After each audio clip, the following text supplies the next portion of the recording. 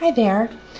Lots of comings and goings this weekend. We're having a really eventful weekend here in our house, and I just wanted to take a few minutes to send a video update to some questions that have come in over the last couple of days, or really the last week. And there was just a little tiny break in the day to do this, so I thought I would do it now. Someone wrote to me and asked a question that was very near and dear to their experience, and so I wanted to elaborate a little bit in what this experience of Kelly was shown around the idea of a lost soul. The writer said that there was someone who had lost someone, and that there was this belief that there was their ghost around, and some concern or fear that that soul was trapped or lost or left behind or unable to proceed. There are all kinds of stories running about this. So here's what I was shown. First off, we are not separate. We're never ever separate. We're never ever separate from all that is. We are all of it. We're the universe, we're God, we're consciousness, we're all of it. So what is there to be separated except for a thought? Absolutely, those in this human experience can grab onto a belief or a thought that there's some soul that's been left behind, or some ghost that is haunting. That's just not so. It's just not. You know, before this experience happened to me, when I was a young child, I had a girlfriend, and we had gone to a carnival, and it was my girlfriend and my sister and I. And when we got back from the carnival, we went to my friend's house, and no parents were home, and we were probably 13-ish, 12-ish, something like this, between the ages of 12 and 14. So we were safe to be home alone. It was during the day on a Saturday. And we were sitting in her kitchen, and she had made a pot of something on the stove. I think it was mac and cheese or something like that. And the spoon was in the pot. And as we were sitting at the table, the spoon lifted up out of the pot and literally lifted and hovered and then moved across the room. The three of us freaked out. We got up and we started to run out of her house. And we got to the front door, and we couldn't get the door to unlock. And we could not get out of the house. And we were all panicking and freaking out, and we finally got the door open. I don't even know how. And we ran, and we kept running, and we ran to my house, which was a couple blocks up, and we stayed there until her parents got home. That experience was very real for me at that age. Watching that happen was very real. And yet, as I sit here and speak to you in this exact moment of now, I just recognize that all of it was a story. It was all simply happening. The spoon lifted, it flew out of the pan, it appeared to be doing something. I don't know if you guys have seen The Matrix. I'm sure you have. In The Matrix, there's a part where he asks the young meditating child who's bending the spoon how the child's meditating and bending the spoon, and the child just looks at him and simply says something to the effect of, "There is no spoon." That is the reality. The reality is none of this is real. None of it. The mind will tell all kinds of stories about what should and shouldn't be happening. We want to build all these robust belief systems around ghosts and trapped energies and trapped spirits and trapped this and trapped that, and they're all just additional stories. There is no one to be left behind. There is nothing to haunt. Those are all stories. And yes, they can feel very real. Just as the story of fear can feel very real. The story of jealousy can feel very real. They're all stories. And yes, when they're happening, when they're running, they feel very real. I can still feel the energy when I tell the story of that young experience I had in my friend's house. There were several incidents in that house, actually, that happened. And yes, There can be all kinds of stories created around there being a haunting and there being a ghost and there being a this and there being a that.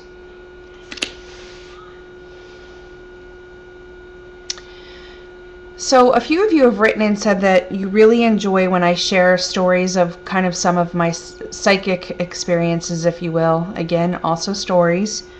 There's so many. And I guess for me, when I hear that question, I can recognize why there would be an interest or a fascination when I share them. But to me, they're no more special than any other story in my life. It would be as if I were to share with you how I washed my car or vacuumed my house. I know that there may be some excitement around them or some connotation for you, the experiencer. So I'll honor that and I'll share some further stories, but just recognize that the reason I don't share very much about this is because to me it's really not special. It's not any different for me than any other experience. Often when clients come, they're wanting to connect with those who have transitioned or passed over or whatever you want to refer to it as, it died, left the physical body. And typically they're wanting to make sure that I'm legit, and so they're telling me nothing, and I'm completely fine with that because there's no need to be right in any of this. Whatever comes through or doesn't come through is exactly as it's intended to be. So often they'll say nothing and they will just let me dig or peel. I do say to people, the more you allow me to dig and peel, the more of your session goes away. So it's better to at least give me some idea of what you're hoping to accomplish so that I know where to kind of focus in, if you will. That also being a story. There's no one here focusing anywhere, but play the game, right, Kelly? So often the transition loved ones will come through with just some of the most hysterical things. And when I first started doing this, there was this doubt of saying what was coming through, because for me, often it meant nothing. You know, I'd see a purple cow with white polka dots, and I'd be like, why would I say that? You know, am I insane? Am I going to really say that out loud? And so in the beginning of this, absolutely, there was a part of this experience of Kelly that would hold back such types of things coming through. And what apparently I learned was that you just share what comes through without any interest and concern of how it appears for the other person. It's something for them. It has nothing to do with me. So there are some hilarious things that come through. Sometimes there will even be sexual things that'll come through, especially if it's a partner, if someone's lost their spouse. There'll be things that'll come through to validate. There'll be recognitions of dates or very specific details around homes or cars or names. So what I've apparently learned to do is just say what comes out, just literally just let it come out without any need to understand it or know. And often what will happen is a client will hear it and it may or may not register instantly. There was one client who came and her grandfather came through, and he was wearing a gray sweater with kind of those dark gray patches on the elbows. And I kept saying that to her, you know, that's how he's coming through. And she's, no, he'd never wore anything like that. And I said, okay, I don't need to be right here. I'm just telling you that he keeps showing me himself at various family functions, and he's got different versions of this type of sweater on. They were all gray, but they were different shades of gray. So anyway, the session carried on, and she went home, and I think it was the next day or a couple days after, I got an email from her, and she said, oh my gosh, I went home and I started going through our family albums, and I found at least 6 pictures of Grandpa at different events with different gray sweaters on, and they all had those patches on the elbows. So she was just chuckling at her own ego in the reading, because she was so determined to doubt what was coming through that she couldn't be open to what was coming through. And that's often what we as humans do. We're so convinced of what we're supposed to hear. One of the things that I say to people when we have a session is truly be open to what's going to come through, because you may have a very, very high level of expectation of what you think you're intending to hear. and it may or may not be that. So you may come in with an expectation of an outcome and leave with a completely different outcome.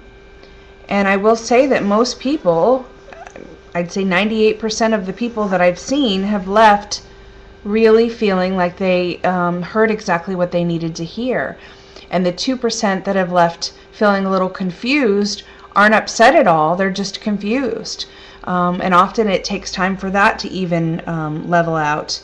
And there's no need to be right in any of this. It's all stories, and none of it matters.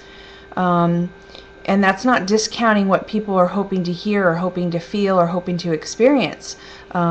It's all loved. It's all unconditional love. So when I say it doesn't matter, that's not discounting it. It's just saying that whatever is happening is unconditional love. It's genuine, unconditional love. So it's welcome, but it's still not special. It's not any more special or any more extraordinary than this inanimate object right here. I mean, they all hold the same level of specialness or unspecialness than anything else.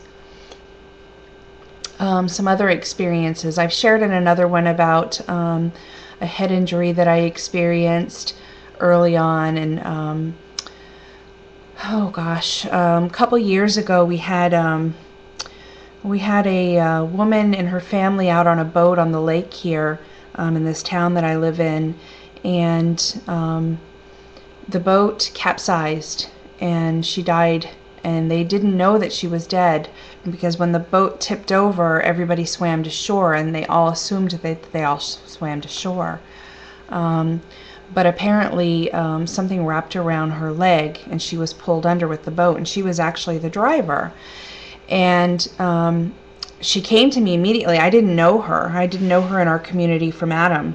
If I had bumped into her at Safeway, she would have just been any other stranger to me. But her energy came to me right away, and this happens to me a lot before I even know that the person's transition, or I even know the person. For whatever reason, they're all of a sudden in my experience.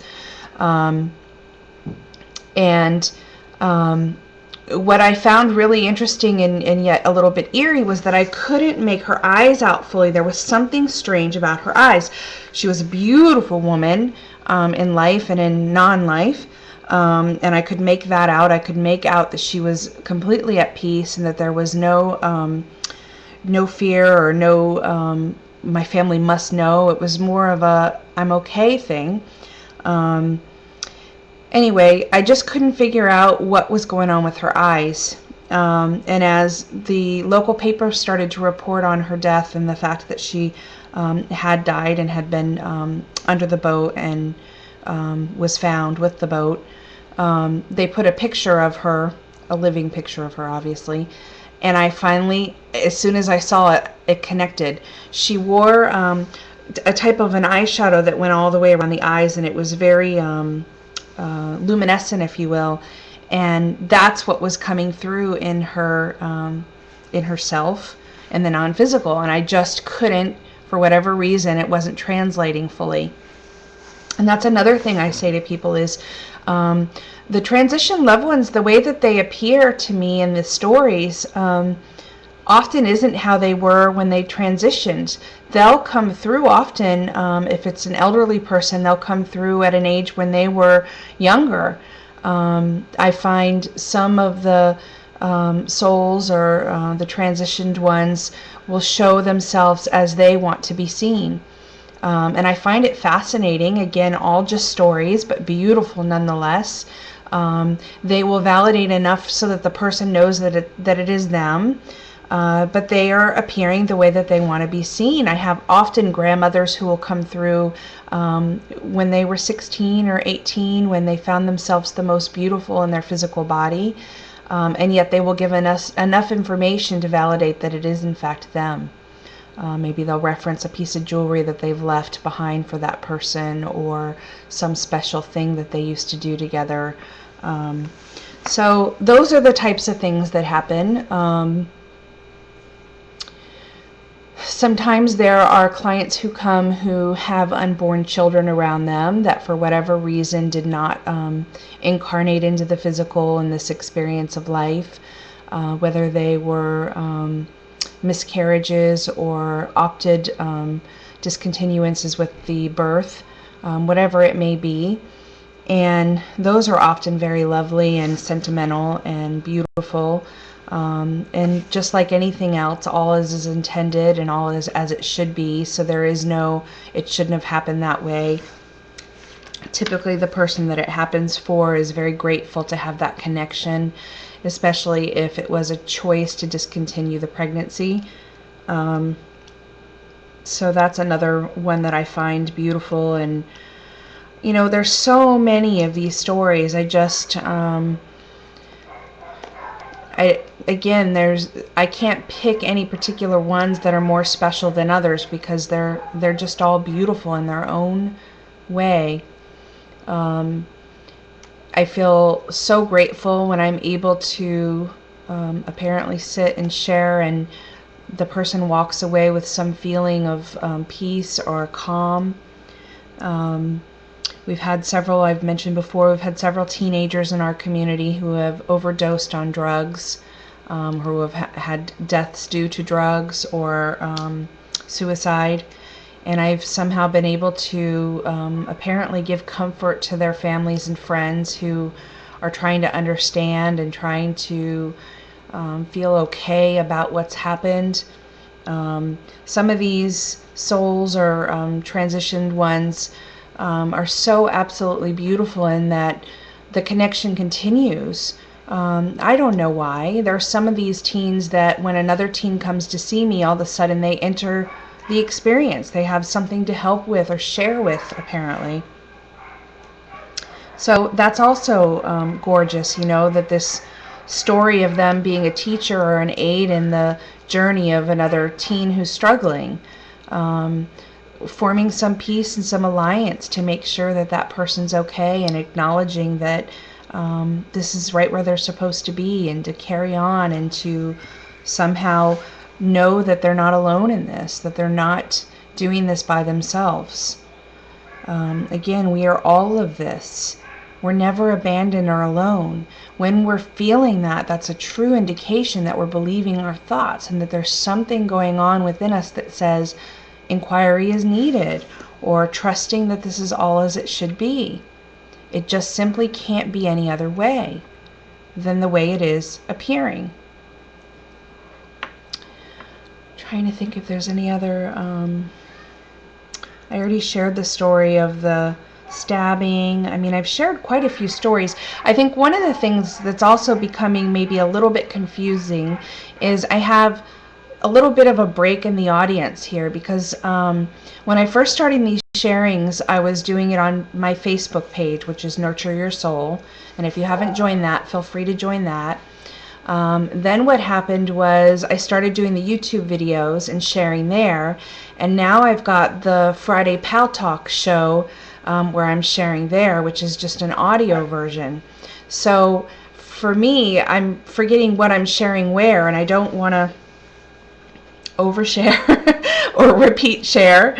Not that you can ever do this wrong, but you get my drift. It's bits and pieces are coming in different places, and so for those of you who have wanted to hear more stories, you may want to refer to the few radio shows that have been recorded, and join the Nurture Your Soul Facebook, where I'll share links there for those audio recordings as well. So I hope that that allows some peace and some understanding. I find that there are some people who are so absolutely adamant about hauntings and poltergeists and things like that, and what I have been shown and what I have learned in my own experience is that those absolutely can feel and be very real, and they're no different than any other story. It's just a story that's running. So I can only share from my experience, and that is my experience. So I leave you with that. The day is gorgeous. We have yet another event to get to today, and I love you all. I continue to appreciate all of the comments, questions, and feedback, and for now, I'll leave you with that. In love. Until next time.